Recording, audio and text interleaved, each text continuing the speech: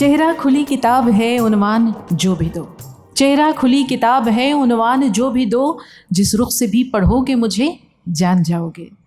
एक शख्सियत रंग हज़ार, अपनी हर तख्लीक में इनफरादियत का जादू जगाते हुए हमारे और आपके महबूब जनाब गुलजार साहब ज़िंदगी को जितने करीब से देखा उसी बारीक बीनी से अपनी तख्लीक़ात में उतारा। न है फरियाद होठों पर, न है फरियाद होठों पर, न आँखों में कोई आंसू, ज़माने से मिला जो गम उसे गीतों में ढाला है।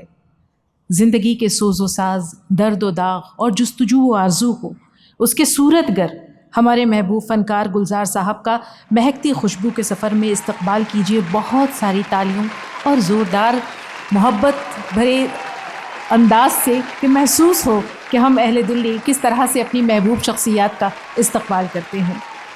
गुलजार साहब तशरीफ़ ला रहे हैं और गुलजार साहब के साथ महकती खुशबू के सफ़र को अपनी जगमगाती आँखों, दिलफरेब मुस्कान, शबनमी लहजे और शोख व चंचल अंदाज से यादगार बनाने के लिए तशरीफ़ ला रही हैं बॉलीवुड की मुमताज़ अदाकारा, author, motivational speaker, social worker मोहतरमा दिव्या दत्ता साहिबा।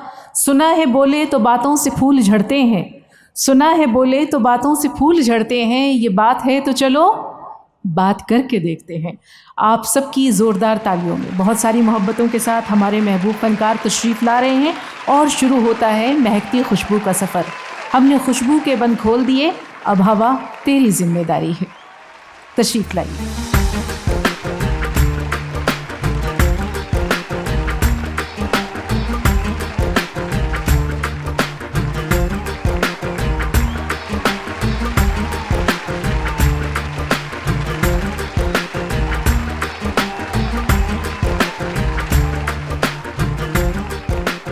नमस्कार, आदाब, कैसे हैं आप सब?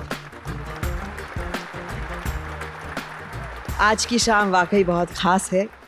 10 साल हैं जश्न रेख्ता के, चांदनी रात है और बहुत अजीज़ लोग आज हमारे साथ हैं। बहुत प्यारी ऑडियंस जो उर्दू की मुरीद है। बहुत अच्छा लगा। आज की शाम इसलिए ख़ास है क्योंकि मैं जिनसे बात करने जा रही हूँ वो ऐसी शख्सियत है जिनकी आवाज़ दिल को सुकून देती है और उनके लफ्ज़ रूह को। ये ऐसी शख्सियत है जिनके लिए शायद कागज़ के पन्ने भी उम्मीद करते होंगे कि काश इनकी कलम की स्याही उनके पन्नों पर जा गिरे। मेरी आवाज़ आ रही है बुलंदी से?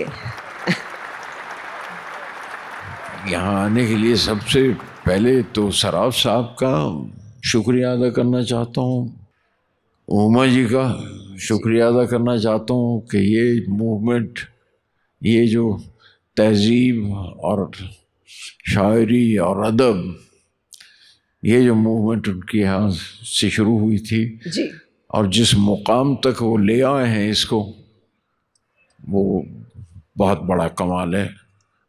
और मैंने क्योंकि पहले भी हाज़िर हुआ हूँ यहाँ और देखा है मैंने कि हर बार इसका कद बुलंद भी हो रहा है और फैलता चला जा रहा है, इसकी वसअत बढ़ती चली जा रही है और देख रहा हूँ कि इसकी हदें कहाँ कहाँ तक गई हैं। हमारे मुअज़्ज़ज़ गवर्नर साहब सक्सेना साहब का शुक्रिया अदा करना चाहता हूँ कि उन्होंने बहुत सही और बहुत खूबसूरत बात कही है ज़बानों को लेकर, और ज़बानों के मुताल्लिक़ जो कुछ वो फरमा के गए हैं अभी यहाँ से, वो अपने आप में एक डॉक्यूमेंट है, संभाल लेने वाली बात है। और उस चीज़ को संभाल लेना चाहिए कि, और रवायत का जिसका जिक्र अभी अभी उमा जी ने भी किया और सराफ साहब ने भी किया कि रेख्ता जो जिस तरह से बढ़ रही है वो पूरे तमाम देश को, पूरे मुल्क को अपनी बाहों में लेती जा रही है। जहाँ जहाँ तक कदम पड़ते हैं उनके, हम दूसरी ज़बानों को शामिल करते जा रहे हैं अपने प्रोग्राम में, और इस वसअत में अदब और लिटरेचर को और साहित्य को वसअत देने के लिए ये जो दिल्ली एक ज़माने में दारुल खिलाफा था अदब का और लिटरेचर का, और उसको उन्होंने एक बार फिर से रेख्ता की वजह से यहाँ एक नया दारुल खिलाफा, एक नया कैपिटल यहाँ कायम कर दिया, एक राजधानी बना दिया है फिर से दिल्ली को अदब के लिए और लिटरेचर और साहित्य के लिए। जो ज़बानें जिनको अक्सर हम रीजनल लैंग्वेज कह देते हैं वो रीजनल तो नहीं है। बहरहाल हम जानते हैं कि मराठी कहिए, मलयालम कहिए, तमिल कहिए, बांग्ला कहिए, ये ज़बानें छोटी ज़बानें, रीजनल ज़बानें नहीं हैं। वो तमाम ज़बानें जो हिंदुस्तान में राइज हैं और बरसों से और सदियों से चली आ रही हैं, वो तमाम की तमाम नेशनल लैंग्वेजेस हैं, वो राष्ट्रभाषाएं हैं, वो सारी की सारी। मेरा वास्ता कई ज़बानों से पड़ा है जी। एक तो मेरी मादरी ज़बान पंजाबी है और मेरी उसे कैसे कहूँ आपके सामने कि वो मेरी इश्क की एक ज़बान बंगला भी है और एक इश्क मुझे उर्दू से भी रहा है जी। और जिस तरह से सीखता आया हूँ और राजस्थानी ज़बान में भी सीखा, कुछ बोलने लगे, कुछ ब्रिज भाषा का असर भी है और वो सब मिल मिला के अगर इसे हम हर ज़बान को साथ में हिंदुस्तानी ही समझें तो वही सही है। और उर्दू उसकी सबसे बड़ी अलामत है, उर्दू सबसे खूबसूरत है। 1 मिनट की अगर इजाज़त दें आप बातचीत से पहले, मुझे अचानक एक बात याद आई है। जावेद साहब तशरीफ़ रखते हैं और मैं उनके सामने ये एक छोटी सी नज़्म, जावेद साहब इजाज़त है, उर्दू को लेकर, इस इश्क को लेकर जिससे चला था मैं और जो अब तक उर्दू में लिखता हूँ, उर्दू पढ़ता हूँ, ये कैसा इश्क है उर्दू ज़बां का। मज़ा घुलता है लफ्ज़ों का ज़बां पर कि जैसे पान में महंगा क़िमाम घुलता है। अब वो मैं हिंदुस्तानी ज़बान में बात कर रहा हूँ इसलिए मैं वो सारे लफ्ज़ इस्तेमाल कर रहा हूँ जिस तरह से मुझे आती है। बहुत ज़्यादा उर्दू में मैं, जावेद साहब है ना, मैंने कहा इसलिए आपको सुना दूँ क्योंकि आपने तो सीखी है, पढ़ी है, हमने तो धुप्पल में सीख ली ये ज़बान, उस माहौल में बड़े हुए तो ये ज़बान सीखी। ये कैसा इश्क है उर्दू ज़बां का, मज़ा घुलता है लफ्ज़ों का ज़बां पर कि जैसे पान में महंगा क़िमाम घुलता है। नशा आता है उर्दू बोलने में, गिलोरी की तरह मुँह लगी सब इस्तिलाहें लुत्फ़ देती हैं। ये कैसा इश्क है उर्दू ज़बां का। हलक छूती है उर्दू तो हलक से जैसे मैं का घूंट उतरता है। मैं कोई बड़ी आलिम फाजिल वाली कोई स्कॉलरली बात नहीं कर रहा हूँ, मैं तो आम आदमी की बात कर रहा हूँ जैसे मुझे महसूस होता है। हलक छूती है उर्दू तो हलक से जैसे मैं का घूंट उतरता है। बड़ी एरिस्टोक्रेसी है ज़बान में, फ़कीरी में नवाबी का मज़ा देती है उर्दू। और ये सही है, उर्दू बोलने वाले वो फ़कीर भी बोलता है तो वैसी ज़बान बोलता है, और जो आदमी बोलता है लगता है यार कोई किसी नवाबी ख़ानदान से आया है जिस तरह से वो उर्दू में बात करता है। हलक छूती है उर्दू तो हलक से जैसे मैं का घूंट उतरता है। बड़ी एरिस्टोक्रेसी है ज़बान में, फ़कीरी में नवाबी का मज़ा देती है उर्दू। अगरचे मानी कम होते हैं और अल्फाज की इफ़रात होती है, मगर फिर भी बुलंद आवाज़ पढ़िए तो बहुत ही मोतबर लगती हैं बातें इसकी। क्या किसी तहजीब का ही नाम है उर्दू। शुक्रिया। क्या बात, वाकई तहजीब का नाम है उर्दू। गुलजार साहब। नहीं, एक बंद और है छोटा सा, पढ़ दूँ जी। कहीं कुछ दूर से कानों में पड़ती है अगर उर्दू, कहीं कुछ दूर से कानों में पड़ती है अगर उर्दू, तो लगता है कि जाड़ों के दिन जाड़ों के हैं, खिड़की खुली है और धूप अंदर आ रही है। कहीं कुछ दूर से कानों में पड़ती है अगर उर्दू, तो लगता है कि दिन जाड़ों के हैं, खिड़की खुली है, धूप अंदर आ रही है। अजब है ये ज़बान उर्दू, कभी यूं ही सफ़र करते अगर कोई मुसाफिर शेर पढ़ दे मीर गालिब का, वो चाहे अजनबी हो यही लगता है कि वो मेरे वतन का है। क्या बात। अगर कोई मुसाफिर शेर पढ़ दे मीर गालिब का, वो चाहे अजनबी हो यही लगता है वो मेरे वतन का है। बड़ी शाइस्ता लहजे में किसी से उर्दू सुनकर क्या नहीं लगता कि एक तहजीब की आवाज़ है उर्दू। शुक्रिया। बहुत सुंदर गुलजार जो साहब। कुछ पढ़ूंगा भी तो कुछ ऐसी ही ज़बान है, वो हो सकता है गलत भी हो, मुहावरन ग्रामर में गलतियाँ भी हों, लेकिन तो वो सर्दी में मेरी धूप ही ज़बान नहीं। है और मेरी यही हिंदुस्तानी ज़बान है जिसे मैं उर्दू कहता हूँ। और उसे सब बेहद पसंद करते हैं। इतने सारे लोग सुनने आए हैं आपको, और मैं आपसे ये सही में कह रही हूँ कि जब मैं यहाँ आ रही थी और सबको मालूम था कि मैं आपका सेशन कर रही हूँ, तो सब कह रहे थे जब हाथ मिलाओगी ना उनसे तो एक बार हमारी तरफ से छू देना। तो ये जो आपका एक ऑरा है, एक एनिग्मा है, एक मिस्टिसिज्म है, उसके बियॉन्ड जो आप हैं, बहुत सारे सवाल होते हैं हमारे पास, जो हम सिंपल लोग हैं जो अब चाहते हैं कि कुछ अदना से सवाल हम गुलजार साहब से करें, बट हमें लगता है नहीं, ये शायद नहीं करनी चाहिए गुलजार साहब से ऐसे सवाल। लेकिन मैं चाहती हूँ कुछ सिंपल बातों से हम शुरुआत करें, और शुरुआत करूँगी आपकी एक नज़्म से। Self portrait. नाम सोचा ही ना था है कि नहीं, अमा कह के बुला लिया इतने, एजी कह के बुलाया दूजे ने। अबे ओ यार, लोग कहते हैं जो भी यूं जिस किसी के जी आया, उसने वैसे ही बस पुकार लिया। तुमने एक मोड़ पर अचानक मुझको गुलजार कह के दी आवाज़, एक सीपी से खुल गया मोती, मुझको एक मानी मिल गया जैसे। आह ये नाम खूबसूरत है, फिर मुझे नाम से बुलाओ तो। ये नाम वाकई यहाँ पर रहता है, हम सब के जो यहाँ बैठे हैं। और मैं ज़रूर ये पूछना चाहूँगी कि ये नाम कहाँ से आया गुलजार साहब? देखिए साहिबान,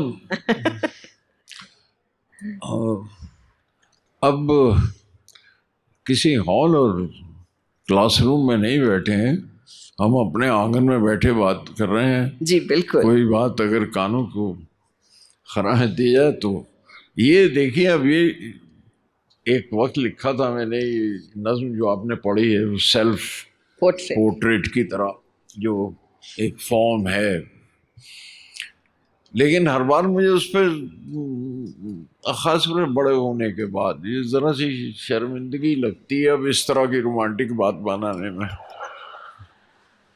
तो मैंने इसे दोबारा लिखा लेकिन कतरा गया वहाँ से। लेकिन कोई मेरा ये दूसरा सेल्फ पोर्ट्रेट जो मेरा लिखा हुआ था, जो मैं उससे अवॉइड करने के लिए कर रहा था, वो पढ़ता नहीं। आपके हाथों वो किताबें लग गई हैं मेरे हाथ। तो ज़रा मुझे ध्यान रहता है कि एग्जामिनर बैठा है, पता नहीं टेक्स्ट बुक से बाहर ना कुछ पूछ ले।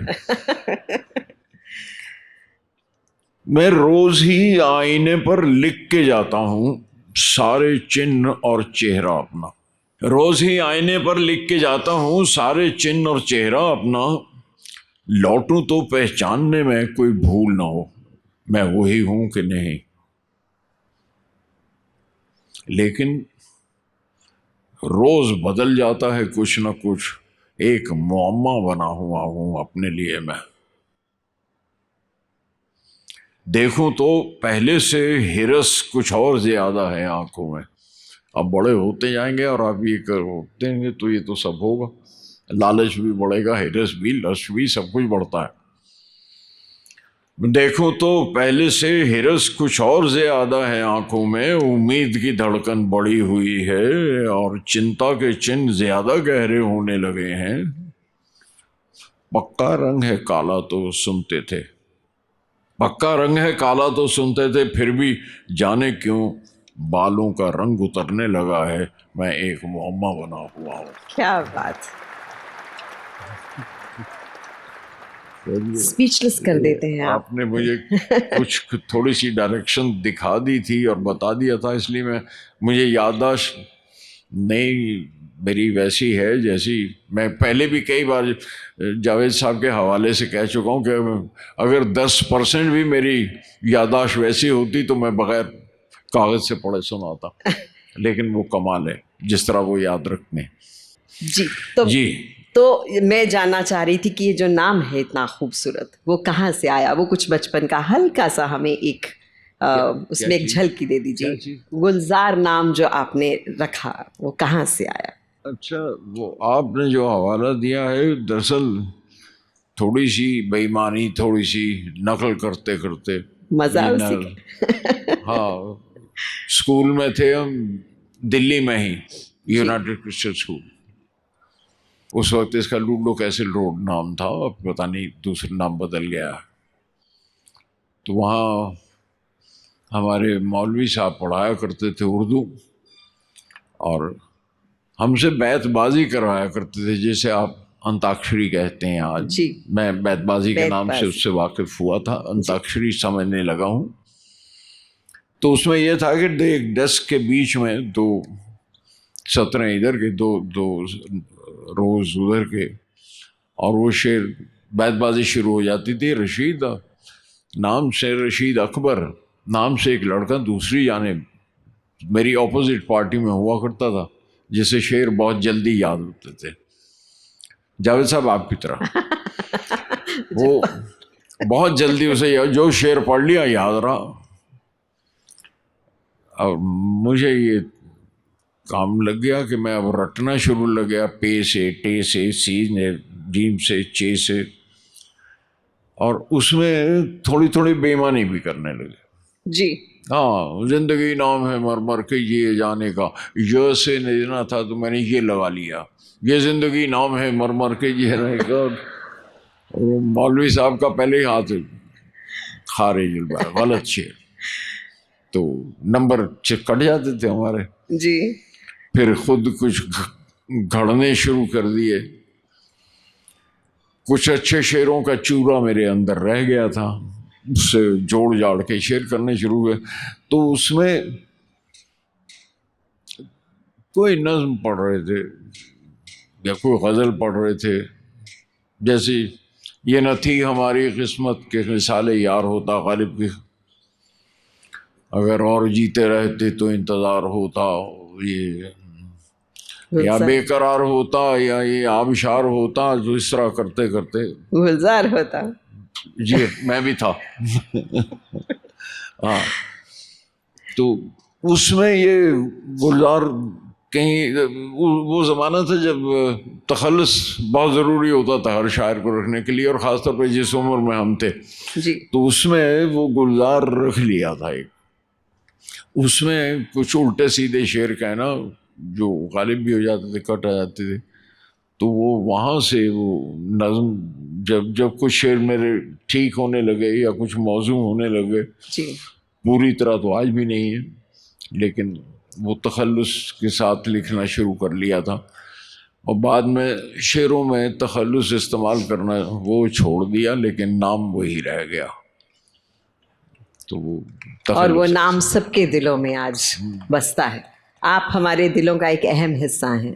और तो ये नाम आप शेर कहिए और मक्ते कहते रहिए। हाँ, क्योंकि मक्ते में नाम आता है, मक्ता में। मैं ये जानना चाहती थी कि आपके जो रिश्ते रहे वो बहुत ख़ास रहे। आपने कहा है कि हाथ छूटे भी तो रिश्ते नहीं छोड़ा करते।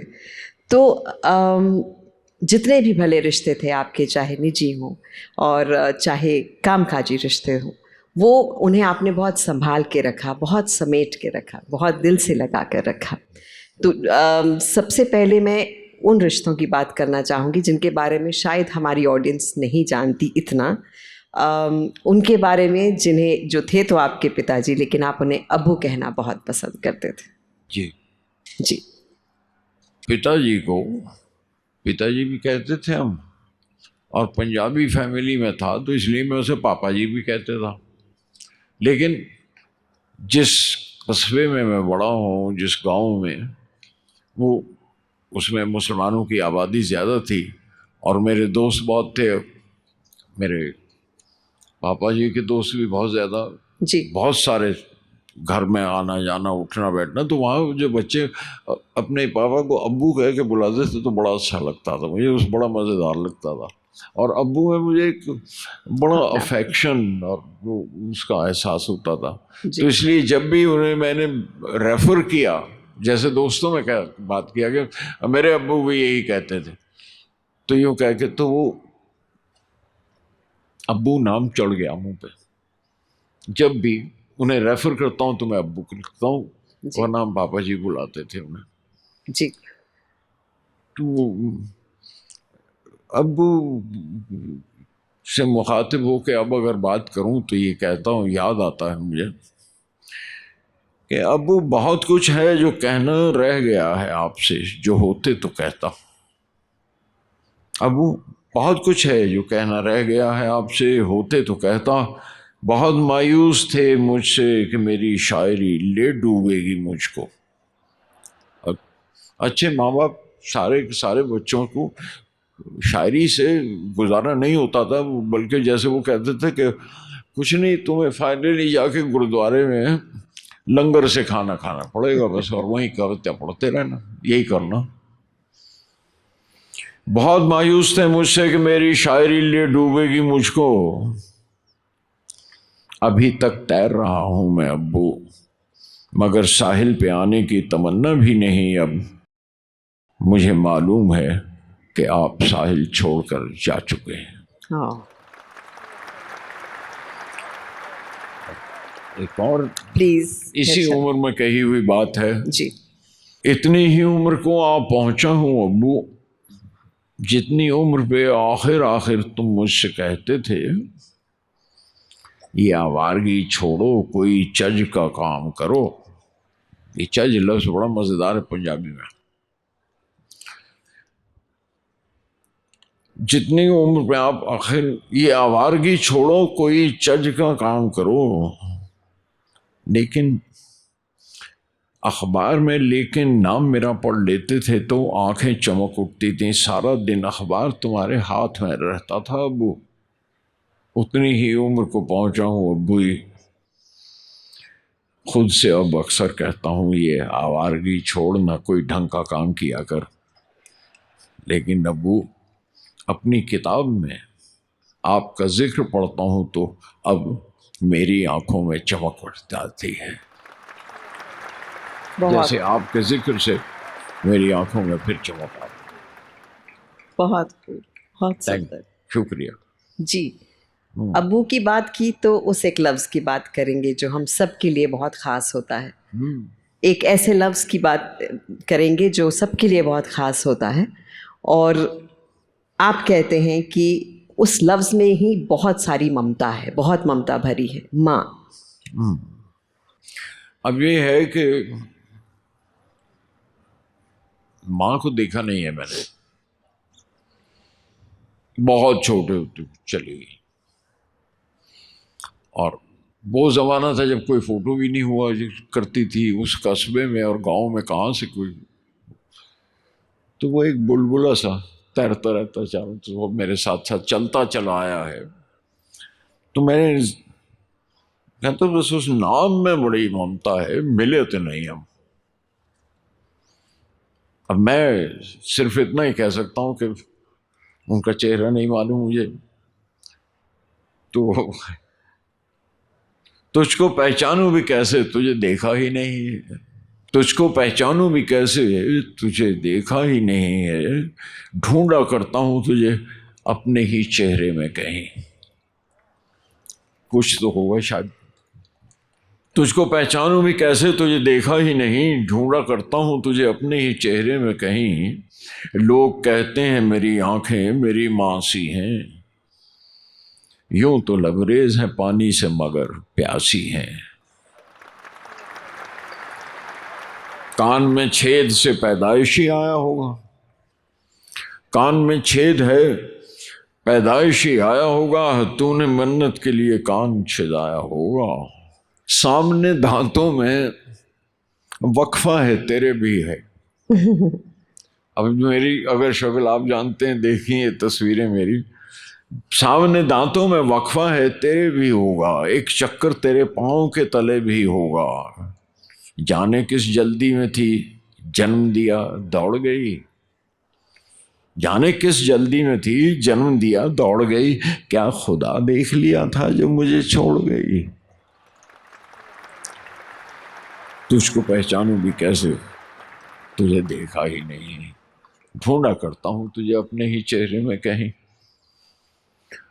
आई know to make this evening sad, But you can hear पर it. अब आपने ये चुन लिए हैं तो बता दिया था, और आज तो मैंने कहा वतन आपके हाथ में दिया हुआ। हाँ, अब तुम्हारे हवाले वतन साथियों, बताओ कहाँ चले। जी, ये तो दो बहुत ख़ास रिश्ते हैं जिनके बारे में मेरे ख्याल से सब ऑडियंस जानना चाहती थी, मैं तो जानना चाहती थी डेफिनेटली। और काम में जब फिल्मों की जर्नी रही, आपकी लिखने की जर्नी रही, कुछ ऐसे रिश्ते रहे जिन्हें आपने केज्ड में भी लिखा है और बहुत सारी किताबों में उनका जिक्र किया है आपने। एक तो बहुत ख़ास रिश्ता यहीं पर है जावेद साहब। मैं चाहूँगी कोई मज़ेदार सा किस्सा आप दोनों का हमें बताएं इससे पहले कि मैं आगे बढ़ूँ। जावेद साहब जी बिल्कुल, मतलब हम बहुत खुशकिस्मत हैं कि आप दोनों आज यहाँ मौजूद हैं। मैं समझ रहा हूँ। ये आज शाम को भी मेरा जावेद साहब का जिक्र हो रहा था जी, इसीलिए शाम को भी बात हो रही थी कि जाने क्यों, वो उसकी वजह उन्हें तो नहीं मालूम हुई, मुझे भी नहीं पता चला कि क्यों ऐसा होता है कि उन्हें लोग तो नाम से में। आज हमारे पास ये है, ये दोनों को आइडेंटिटी कार्ड मिला हुआ है, तो हमने तो उसकी फ़ोटो खिंचवा ली है कि भाई आइंदा हमारा नाम पढ़ के बात कीजिए। जावेद साहब इजाज़त। हाँ, उम्मीद नहीं थी कि ये भी करेंगे, आपने कुछ और कहा था। जी जी जी। ये एक वाक़या हुआ, जावेद साहब के साथ भी हुआ था, मेरे साथ भी हुआ। हमारा रिश्ता कमाल का है ये, बड़ा अच्छा लगा मिलकर। एक लड़की को देखा तो ऐसा हुआ ऐसा लगा कि बजाय ऐसा हुआ कहना चाहिए। एक लड़की को देखा तो ऐसा हुआ, बड़ा अच्छा लगा मिलकर। मेरी मद्दाह थी, एक फैन थी मेरी, वो मेरी शायरी की खूबियां पहचानती थी। मेरी मद्दाह थी, एक फैन थी मेरी, वो मेरी शायरी की खूबियां पहचानती थी। मेरे मिसरे मेरी तशबीहें उसके दिल को छूती थीं। मुझे मिलकर अचानक बौखलाने लग गई थी, झटक बड़ी नर्वस थी, झटक कर हाथ बोली थी, मुझे डर है मैं अपना नाम ही न भूल जाऊं। सांस फूली हुई थी और वो दौड़ी हुई आई थी और बगलगीर हो के मोबाइल पे एक तस्वीर भी ली थी। गई तो नाम लेकर शुक्रिया कह कर गई। वो मेरा नाम न था, वो मेरा नाम ना था, और हमेशा से यही डर था कि वो कमबख्त मुझसे अच्छा लिखता है। माफ कीजिएगा, ये तो हमारी आपकी ये तो लगी ही रहेगी ये पहचान, ये बात। बट आप दोनों को इस तरह से साथ देख के मुझे लगता है हम सब के लिए नहीं, हमें बहुत कम मौके मिले ऐसे, और मैं बड़ा अच्छा लग रहा है और बहुत खुशकिस्मत हूँ कि आज के दिन मैं उनके साथ हूँ जी। आज की शाम उनके साथ गुजार रहा हूँ, बहुत अच्छा लग रहा है, और उनके सामने शेर पढ़ सकता हूँ, ये भी अच्छा लग रहा है। बहुत कम मौके मिले जी। आपकी इस जर्नी में एक एक्टर बहुत ख़ास थे जिन्हें हरी भाई के नाम से हम जानते थे, संजीव कुमार जी, जिनके साथ आपने बहुत सारी फिल्में की। आपने परिचय, अंगूर, आंधी, मौसम, कितनी सारी। तो उनके बारे में, उनके साथ जो आपका एक लगाव था, एक बॉन्ड था, उसके बारे में प्लीज़ बताएं। हरी भाई के नाम से ही मेरा तारुफ हुआ था उनसे, और एक प्ले में भुला भाई इंस्टीट्यूट में प्ले था, ऑल माई सन्स जी।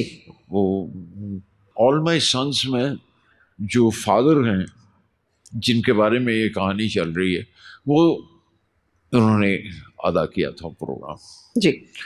और 23 बरस की उम्र थी उस वक्त हरी भाई की। हम हरी भाई के नाम से ही बुलाया करते थे, हरी भाई बुलाते थे उन्हें। और उनके साथ उनकी वाइफ का रोल किया करती थी लीला चिटनिस, जो उस ज़माने में माँ का रोल किया करती थी फिल्मों में, और इसकी उम्र 23 साल की। क्या ऐसा एक परफॉर्मर और उस तरह की एज प्ले करना एट दिस एज, तो मुझे याद है कि उसमें बहुत अच्छा हुआ था प्ले और तारीफ हुई थी। तो एक प्ले के बाद में पृथ्वीराज जी देखने आए थे पापा जी, जिन्हें हम पापा जी बुलाते थे।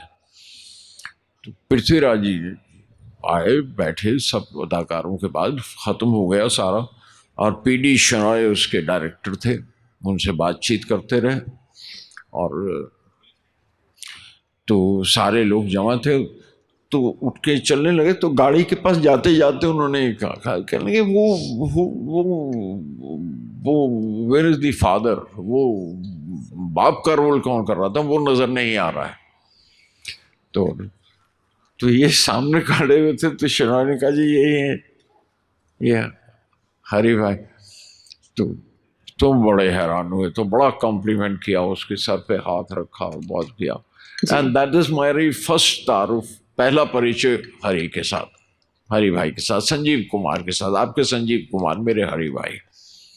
तो उनके साथ वो, और उसके बाद जब मैंने उनके साथ काम किया तो 2-3 पिक्चरों में, तीनों पिक्चरों में ओल्ड मैन का, बूढ़ापे का रोल दिया जी।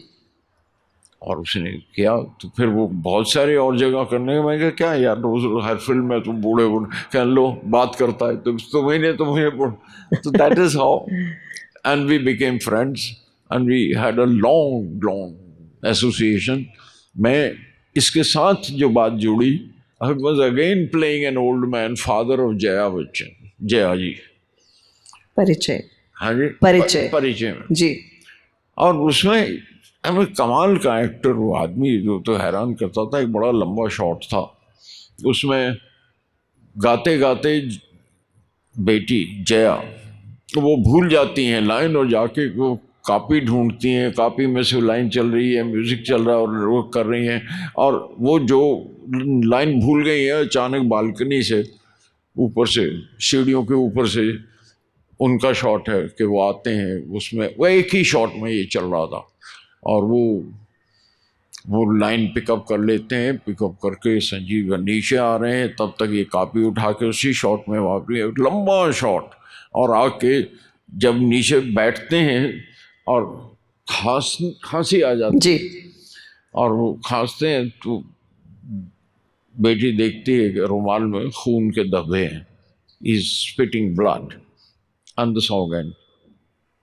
और इतना खूबसूरत पहला टेक था कि मैं कहा हरी, अब मैं कोई बादशाह नहीं, नवाब नहीं, वरना मेरे पास चलता मैं कहता मांग, क्या मांगता है, ऐसा कुछ तो नहीं है मेरे पास देने के लिए, लेकिन तुम जो कहो वाकई मैं इसे देगा जो मैं कहा मांग लो, मेरे बस में होगा तो ज़रूर दूंगा। और आप हैरान हो गई कि हरी ने मेरी तरफ देखा और से मुझसे कहा तुम पान खाना छोड़ दो।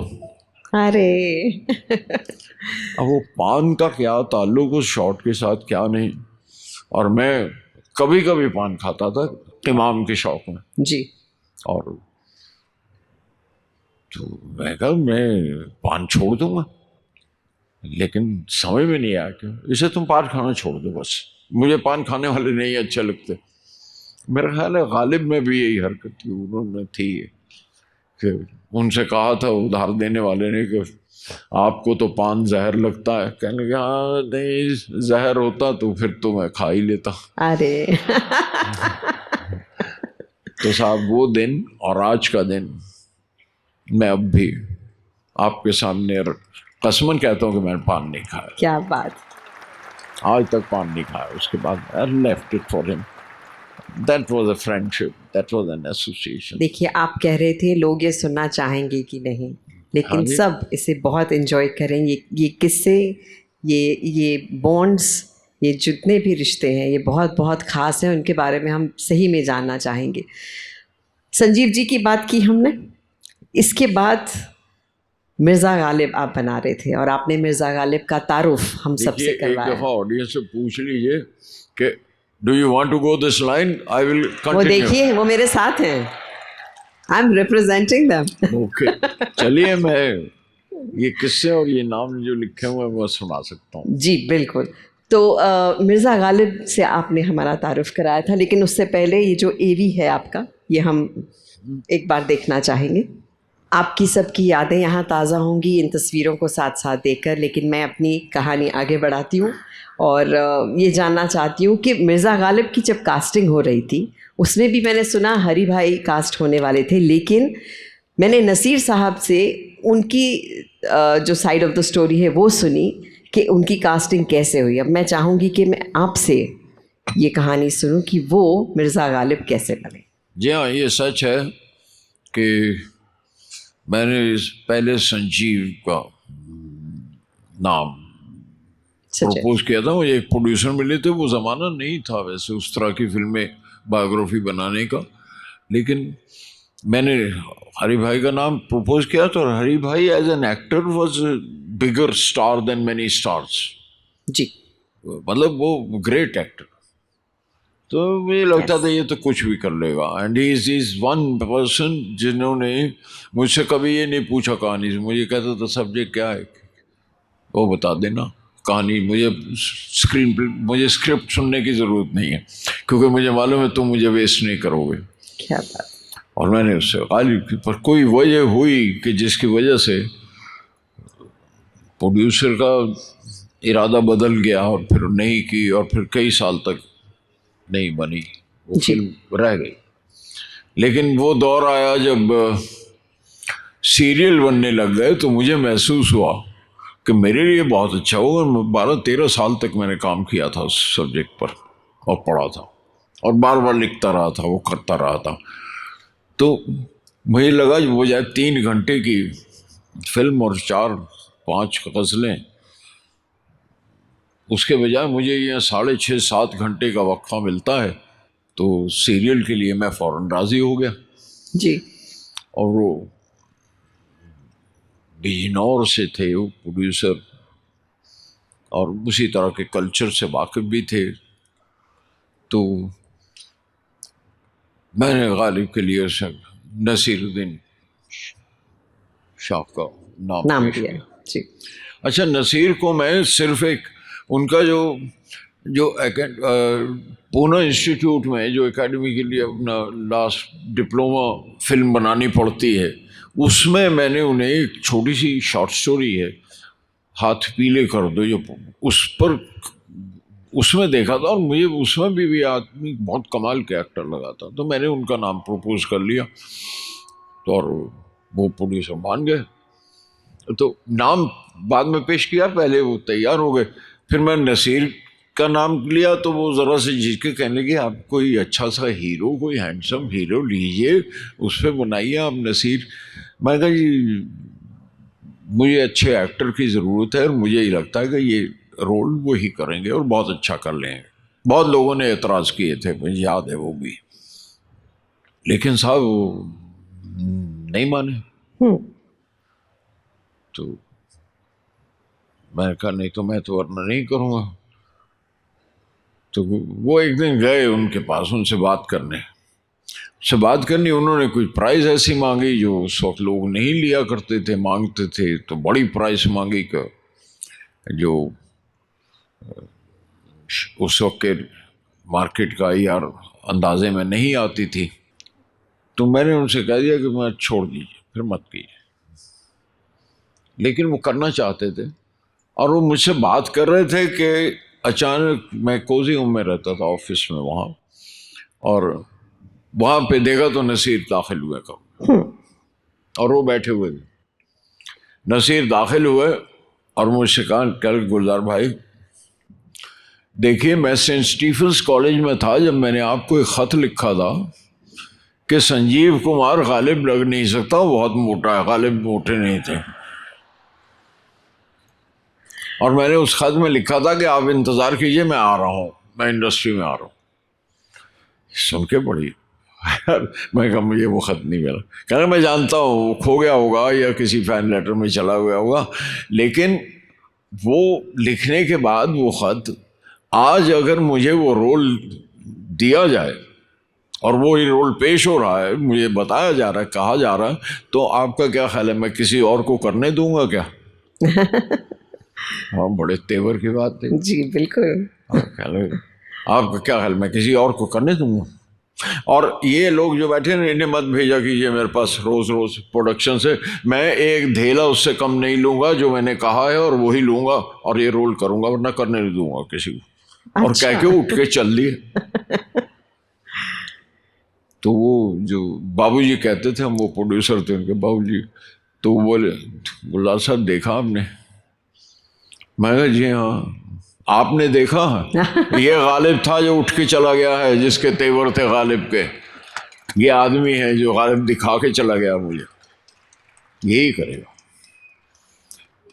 बहरहाल उनके फर्स्ट में नहीं आता था और मेरी खुशकिस्मती एक बड़ी अच्छी बात हो गई थी, जिन्हें फिल्मों का तजुर्बा बता सकते हैं, कि मैंने उनसे कहा आप छोड़ दीजिए, मेरी प्राइस मत दीजिए, लिखने की मत दीजिए, डायरेक्शन की मत दीजिए, लेकिन इस एक्टर को ले लीजिए। अरे क्या और वो तैयार हो गए। उसका नतीजा ये हुआ कि उसके कहने लगे राइट्स भी आप रख लीजिए, हमें जो इसमें पहली एजेंसी से मिल रहा है हमारे लिए वो काफ़ी है, कर लीजिए। वो साहब उसके राइट्स भी मेरे पास रह गए, ये फ़ायदा। और नसीरुद्दीन शाह ने, जब वो नसीर ने पहला एपिसोड तैयार हुआ तो उनके बुढ़ापे का था, ये उनके ख्याल में नहीं था जी, बुढ़ापा उनके ख्याल में नहीं था कि ये ऐसा करेगा। और साहब वो सारे के सारे कायल हुए। तो नसीर को एज एक्टर मैं देखता रहा। उनकी 3 फिल्में मैं कोट कर सकता हूँ, पेस्टन जी, स्पर्श और गालिब। इन तीनों में मुझे नसीरुद्दीन शाह नहीं नज़र आते, वो 3 कैरेक्टर्स नज़र आते हैं। आज तक नहीं लगता कि वो खुश हों कोई। बिल्कुल। आप देख लीजिए कि वो total body language, total performance, हर चीज़। अब आप क्योंकि फिल्मों की बातें कर रही हैं तो फिल्मों में तो अगर तो आप देखिए उसका फ़र्क। तो नसीर की एक नज़्म है नसीर के लिए कि एक अदाकार हूँ मैं अदाकार हूँ ना,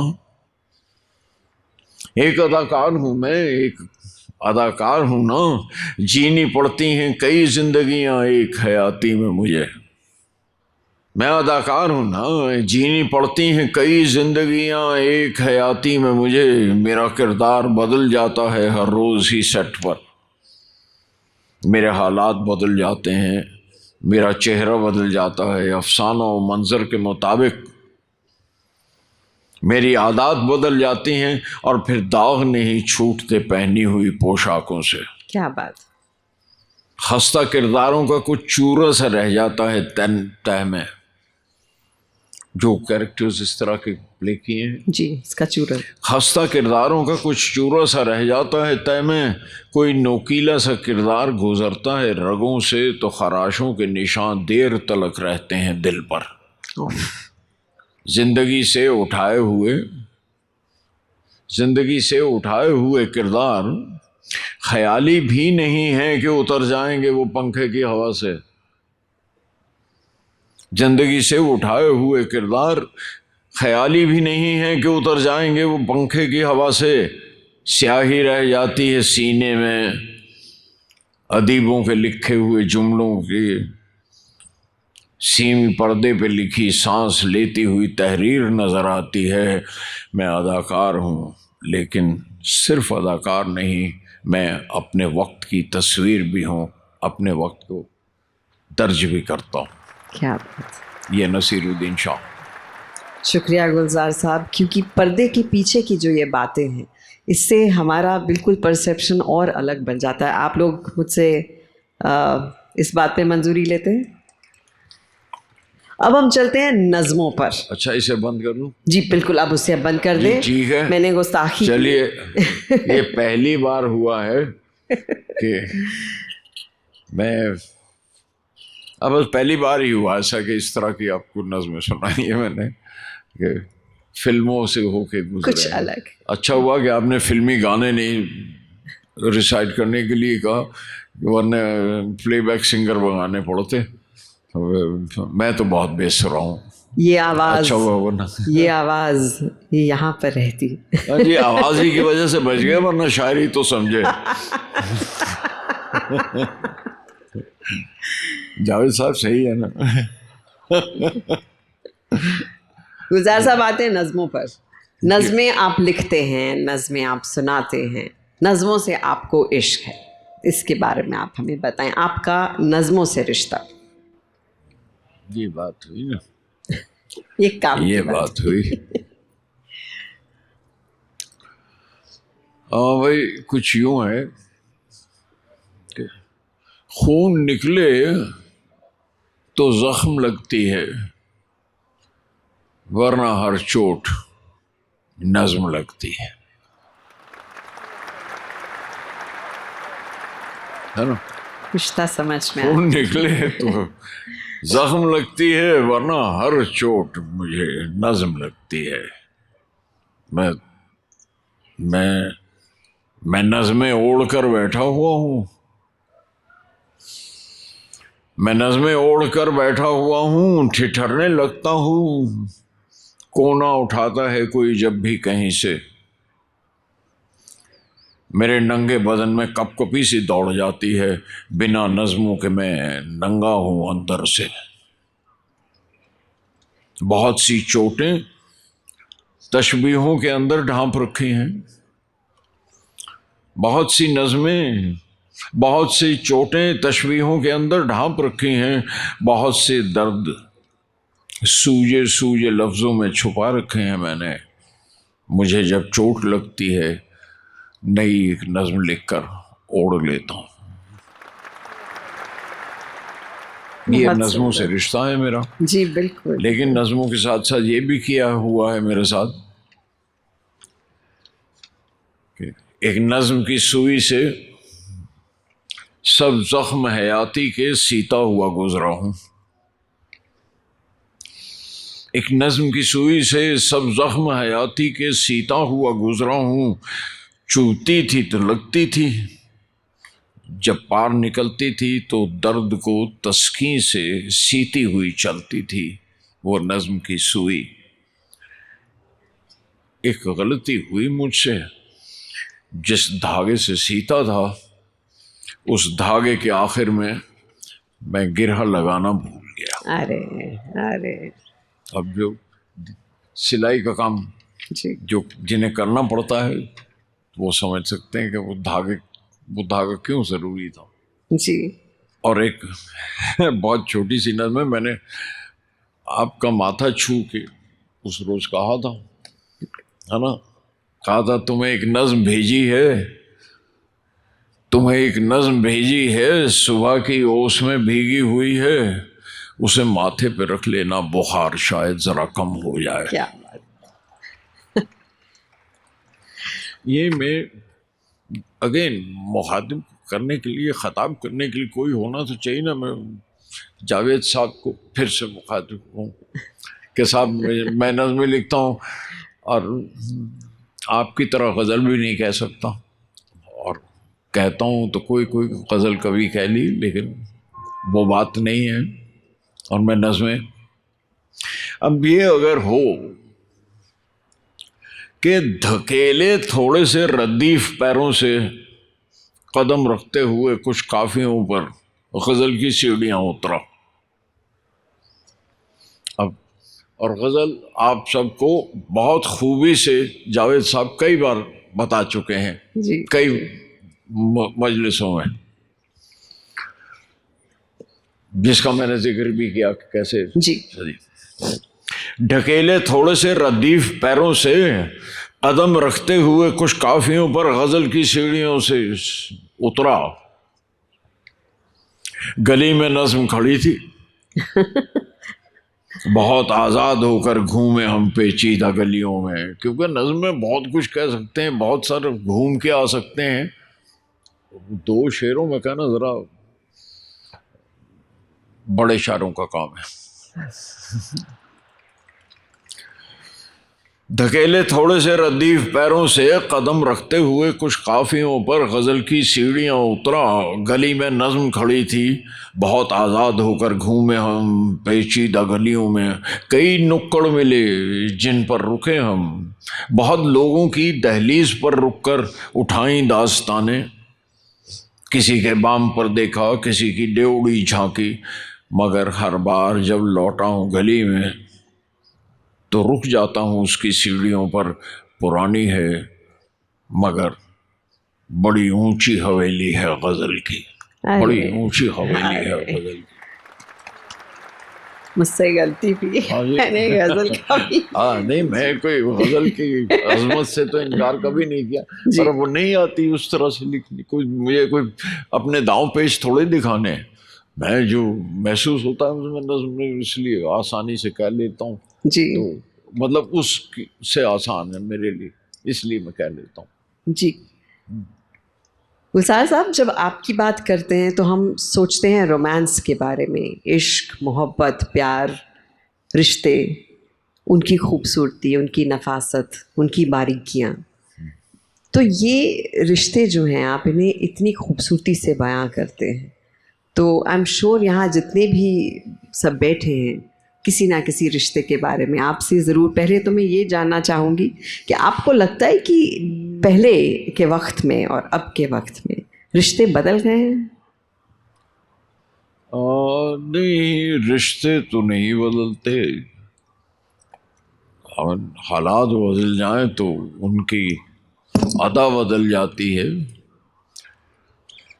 और उनसे गुजरना अलग अलग हो जाता है। मतलब जैसे जैसे रिश्ते जो दिल के हैं वो तो वैसे ही रहते हैं। इश्क आज भी करते हैं लोग, पर उतनी गहराई होती है इश्क में आज भी? हाँ जी, गहराई उतनी होती है इश्क में आज भी? गहराई क्या है, इश्क इश्क ही होता है, उसमें कोई ना गहरा नीचे डूबना ना ऊपर चढ़ना है। इश्क इश्क है बस तैर हाँ। जी। मैं जैसे एक कई बार सुना है ये शेर सुनाया है कि याद है एक दिन मेरे मेज पे बैठे बैठे, याद है एक दिन मेरे मेज पे बैठे बैठे सिगरेट की डिबिया पर तुमने छोटे से एक पौधे का एक स्केच बनाया था। होता ना, बैठे हुए ड्रिवलिंग कर रहे हैं। याद है एक दिन मेरे मेज पे बैठे बैठे सिगरेट की डिबिया पर तुमने छोटे से एक पौधे का एक स्केच बनाया था। आकर देखो उस पौधे पर फूल आया है। अब नीचे उतरेंगे या ऊपर चढ़ेंगे? अब तो ये एक नज्म जो मैं कहते कहते रुक गया, अब नज्म की बात करते करते निकल गई, मैं छोड़ दिया। मगर मैं एक वाक़या कहूँ अब तो, अब वो इश्क भी नहीं है पर रिश्ता तो है। जी बिल्कुल। अब बड़ी अजीब सी नज्म है। अच्छा। कहाँ से शुरू होते हैं रिश्ते, कहाँ से? कभी कभी बड़ी सी एक लड़की थी, मेरा बस्ता पकड़ के और दरवाजे के पीछे खींचकर मुझको मेरे बस्ते से उसने गाचनी मट्टी चुराई थी। अब ये गाचनी मट्टी जिससे तख्तियां पोती जाती थी और जिस पे हम हरूफ डाल दिया करते थे मौलवी, और हम उस पर मश्क करते थे। बड़ी सी एक लड़की थी, मेरा बस्ता पकड़ के और दरवाजे के पीछे खींचकर मुझको मेरे बस्ते से उसने गाचनी मट्टी चुराई थी। कुतर के दांत से वो मुस्कुराई थी, मेरे गालों पे पप्पी लेके बोली थी, मुझे दे दे ये मिट्टी, मुझको तख्ती पोत कर एक नाम लिखना है। अरे मैं डर के भाग गया था। मुझे माँ ने बताया वो कोई हामला होगी। हामला लड़कियां इस तरह मट्टी चबाती हैं, खाती हैं। मुझे माँ ने बताया था वो कोई हामला होगी। मैं शायद 6 बरस का था, मैं अब 106 बरस का हूँ। मैं अब भी हामला हूँ याद से उसकी। वो लड़की अब भी मुझको याद आती। अरे है ना। और रिश्तों के बारे में आपको क्या बताएं। जी बहुत कुछ।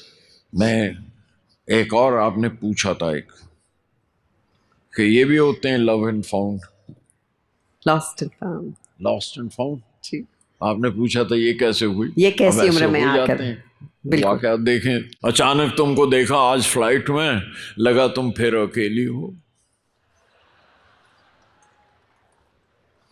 अचानक तुमको देखा आज फ्लाइट में, लगा तुम फिर अकेली हो। और उसके बाद लॉस्ट एंड फाउंड के काउंटर पे भी जाते हुए देखा। तुम्हारी चीजें खो देने की ये आदत नहीं जाती। अरे बस इतनी सी बात है, इतनी सी है ना? बात। ये भी एक लेयर है तुमसे प्यार उसकी, है जी। यहाँ की। लेकिन मैं वो नज्म एक सुनाना चाहता हूँ, जी, वो जो please। एक नज्म की बात करते करते छोड़ गए हम। प्लीज। क्या ऐसा, ये क्या है मेरे अंदर, मैं सब कुछ नज्म में क्यों घोल देता हूँ, आपको सुनाना चाहता हूँ। मैं सब कुछ नज्म में क्यों घोल देता हूँ, अजियत, तलखी, बेचैनी, उदासी, ख्वाहिशें और हसरतें सारी। मैं वो गजल लिखने वाले की तरह क्यों नहीं बात करता। मैं सब कुछ नज्म में क्यों घोल देता हूँ, अजियत, तलखी, बेचैनी, उदासी, ख्वाहिशें और हसरतें सारी। बुलंद आवाज क्यों एहतजाज नहीं करता, मैं बुलंद आवाज प्रोटेस्ट क्यों नहीं करता। उन्हें मामूली कर देता हूं क्यों लिखकर। उदास हो जाता हूं तो अगरबत्ती जला लेता हूं एक चुप की।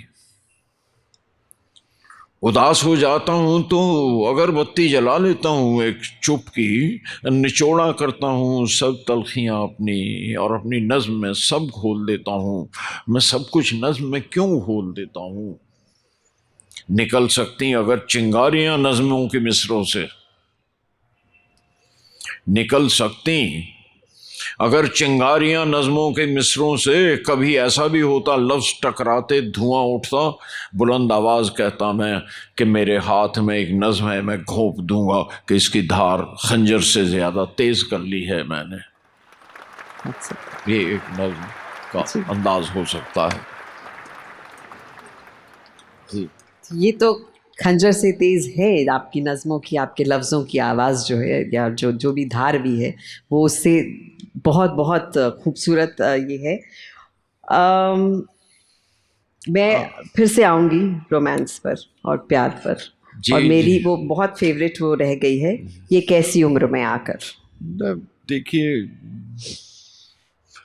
बशीर बद्र साहब का कुछ ऐसा एक शेर है, मुझे पूरा सही सही याद नहीं, कि जिंदगी की शाम जब आए तो जिंदगी के काम याद आने लगे है ना।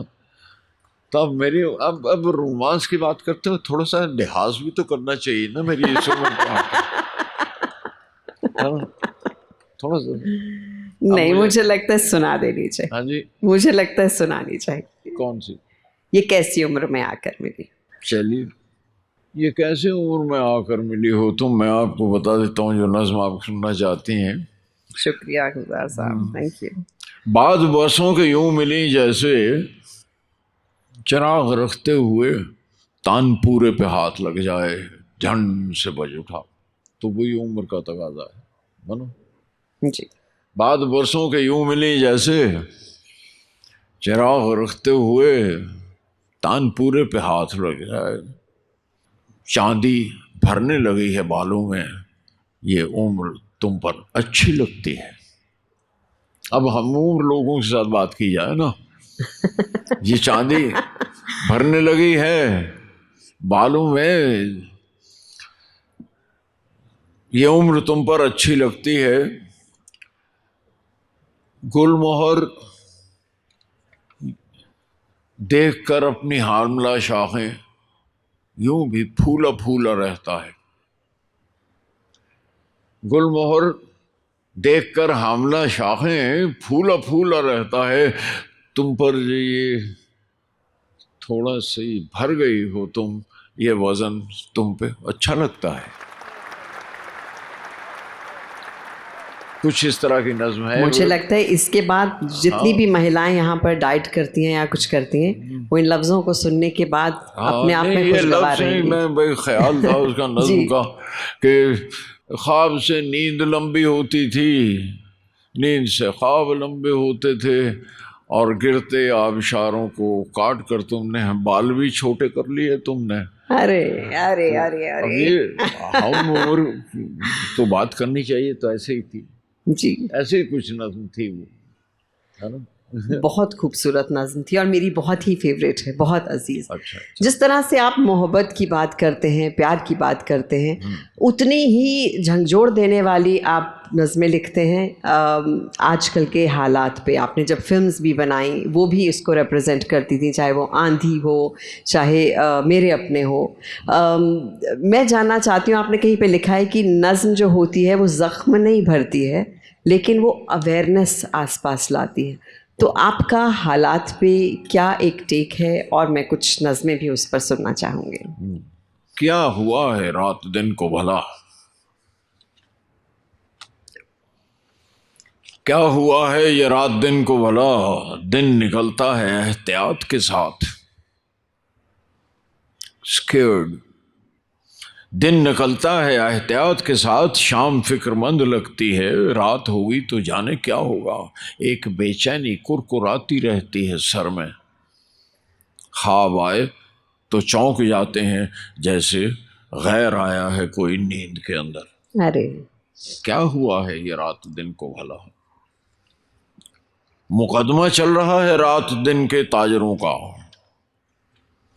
मुकदमा चल रहा है रात दिन के ताजरों का, किसी को बेचनी है रात की रौनक, किसी को सुबह के गहने छोड़ाने हैं। मुकदमा चल रहा है रात दिन के ताजरों का, किसी को बेचनी है रात की रौनक, किसी को सुबह के गहने छोड़ाने हैं, जला के चांद और तारे बजाकर जगाए रखता है एक रात का ताजर, जला के चांद और तारे बजाकर जगाए रखता है एक रात का ताजिर, दिखाता रहता है कायनात की दौलत दलीलों में, चलेंगे जुपिटर पे 14 चांद हैं उसके, चलेंगे जुपिटर पर 14 चांद हैं उसके, गुलाबी लाल मिट्टी मार्स की उस पर चलेंगे, ज़मीं पर दाना दुनका देखने वालों उठाओ गर्दने ऊपर, फलक देखो सितारों का जहां है, चलोगे चांद पर बोलो। और दूसरा ताजर जी, सुबह सूरज के रथ पर उठ के आती है गवाही देने अपने दिन की ताजर, सुबह सूरज के रथ पे उठ के आती है गवाही देने अपने दिन के ताजर की, झटक के ख्वाब आंखों से उठो कि शबनम जाग रही है, कोई रोंदे ना इन बेदार आंखों को, बड़े खुददार हैं ये पेड़ ज़मीं के, कोई रोंदे ना इन बेदार आंखों को, बड़े खुददार हैं ये पेड़ ज़मीं के, जड़ों पे तन के खड़े हैं, न डूबे कोई दरिया जो ज़मीं पे बह रहा है, न डूबे कोई दरिया जो ज़मीं पे बह रहा है, ये मिट्टी सांस लेती है, ज़मीं पर ज़िंदगी है, ज़मीं के गहने गिरवी रख के मत जाना, ज़मीं की मिट्टी छोड़कर गिरवी रख के मत जाना। बहुत सुंदर। एक सीधी सी लाइन नज़र आती है, जी, खड़ी हुई है वो तन के सीधी खड़ी है। आप हालात की बात करें, मैंने वो हालात को कई तरह से महसूस किया है, मैंने कहा जी जी, वो तन के सीधी खड़ी है, अकेली थी,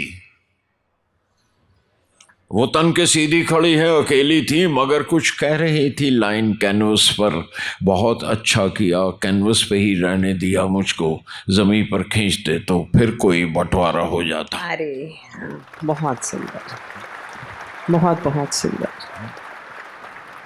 हमेशा वक्त हमेशा एक साथ चलता है, फिर घड़ियों के टाइम क्यों नहीं मिलते? वक्त हमेशा एक साथ चलता है, फिर घड़ियों के टाइम क्यों नहीं मिलते? हर शख्स कलाई देख के अपनी साथ वाले से पूछता है क्या टाइम हुआ। बात तो कोई चंद मिनट पीछे, कोई चंद बरस आगे, वक्त अलग अलग लोगों के साथ अलग अलग चलता है, अलग अलग चलता है। बहुत बहुत खूब। मैं एक नज्म और सुनाना चाहता हूँ जी। वक्त हो रहा है। ये धूप मुझे तो कभी कभी, आपके एनवायरनमेंट की बात है, ये धूप मुझे तो कभी कभी घर की एक बुजुर्ग सी लगती है। बस घूमती रहती है घर में और पता नहीं चलता अब कहाँ पे बैठी है। अरे सुबह सुबह जब आई थी वो बालकनी में, माथा चूम गई थी मेरा। जी। चाय पे झुककर कोसी कोसी धूप का जायका घोल गई थी। कमरे में आया तो देखा खिड़की के जंगले के नीचे लंबी एक चटाई बिछाकर लेट गई थी। कमरे के अंदर आया तो जंगले के नीचे लंबी एक चटाई बिछाकर लेट गई थी। खिड़की बंद करी तो उठकर चली गई। फिर कुछ देर नजर न आई, झांक के देखा लॉन में रात को ओस गिरी थी, गीली घास से कतरा कतरा भीन रही थी धूप। वो थी बुढ़िया, वो बुजुर्ग मेरी। दोपहर को देखा ऊपर वाली सीढ़ियों के कोने में बैठी ऊँघ रही थी। लगता था पाँव फिसला और लुढ़क गई होगी, छत के घर के कपड़े सुखाकर लौटी होगी। डिस्टर्ब नहीं किया मैं और चला गया। सारे दिन में थक जाती होगी वो शायद। शाम को लौटा तो आधे जिस्म पे छांव ओढ़े बाहर लॉन में गहरी नींद वो सो रही थी। वक्त हो गया है, मैं एक नज्म और सुना के मेरा ख्याल है ख़त्म करें इसे। आपका ज़्यादा बहुत बर्दाश्त है आप लोगों में, क्योंकि पुरानी नज़में बार बार सुनते हैं। पर वो कितनी खूबसूरत हैं, उसकी बहुत रिकॉर्ड है। जी, पुरानी नज़मों के खोलने से कभी कभी होती है एलर्जी। सुना दूं? जी। पुरानी नज़मों के खोलने से कभी कभी होती है एलर्जी। किसी पुराने ख्याल की धूल उड़ के जाती है नाक में तो भरी झड़ी सी लगती है एक छींकों की, और कुछ रोज नज़ला लग जाता है पुराने दिनों का मुझको। अरे क्या बात। किसी पुराने ख्याल की धूल उड़ के जाती है नाक में तो झड़ी सी लगती है एक छींकों की, और कुछ रोज नज़ला लग जाता है पुराने दिनों का मुझको। पुराना सा एक ख्याल, ज़रा सा ये सुन लीजिए, मेरे साथ साथ रहिएगा। पुराना सा एक ख्याल के दिन तो टोकरी है मदारी की, और रात जैसे उसका ढक्कन। पुराना सा एक ख्याल कि दिन तो टोकरी है मदारी की, और रात जैसे उसका ढक्कन। गिरा के ढक्कन तमाशा अपना उठाया बब्बन मदारी ने, और गली पार कर गया। वो रोज आता था, कितने कितने करतब दिखाया करता था। गिरा के ढक्कन तमाशा अपना उठाया बब्बन मदारी ने, और गली पार कर गया हो। मदारी मुझको खुदा लगा जब मैं छोटा था तब, खुदा मुझे अब मदारी लगता है जब बड़ा हो के देखता हूँ तमाशे उसके। बहुत। मदारी मुझको खुदा लगा जब मैं छोटा था तब, खुदा मुझे अब मदारी लगता है जब बड़ा हो के देखता हूँ तमाशे उसके।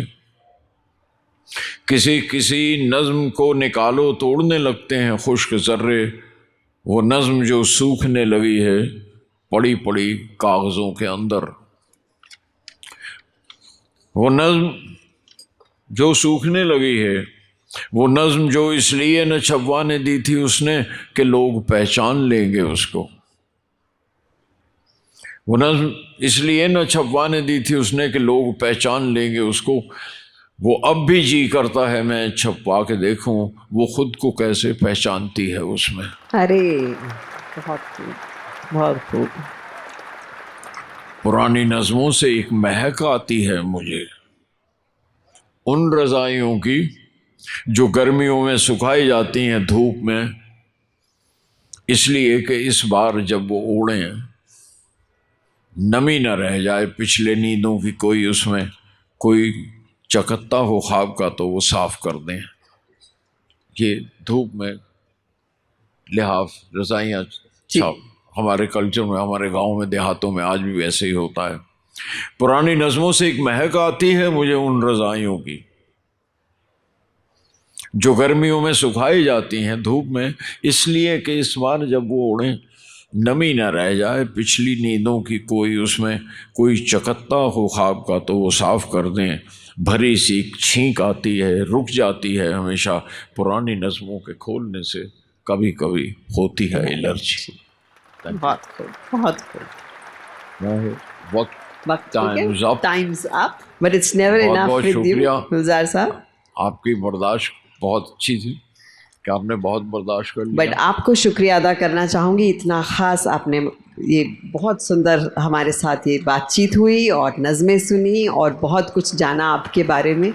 और मैं सबकी तरफ से, देखिए कंटिन्यूस तालियों की गड़गड़ाहट, आप सबकी तरफ से मैं कहना चाहती हूँ, मैं तेनू फेर मिलांगी, कित्थे किस तरह पता नहीं, शायद तेरे तखयुल दी चिड़क बन के तेरे कैनवस ते उतरांगी, जा खौरे तेरे कैनवस ते एक रहस्यमयी लकीर बन के खामोश मैंने तनों आपके तक सबके चुनाव सुने, कोशिश की मैंने कि बिल्कुल। वो चुनाव आपका था, मैं उसके साथ साथ चलता रहूं, लेकिन थोड़ा सा मैं छुड़ा लिया, लगाम से हाथ छुड़ा लिया, तो अपनी तरह की कुछ नज़में जो मुझे लगता था ये तो बता दूं मैं, पर बहुत तो अच्छा सुनाया। किया। पर फिर कभी बैठेंगे, फिर सभी सुनाएंगे। लेकिन इतने सारे लोग, मैं कहूँ कि आपकी बर्दाश्त मंजूर करता हूँ और इतना ही कह सकता हूँ कि तुम्हारा नूर है जो पड़ रहा है चेहरे पर मेरे। क्या बात। आपको सबको देख के कहना चाहता हूँ, तुम्हारा नूर है जो पड़ रहा है चेहरे पर, वगरना कौन मुझे देखता अंधेरे में। बहुत खूबसूरत, एक जोरदार तालियां। और मेरे ख्याल से जो लेजेंड है आज हमारे साथ,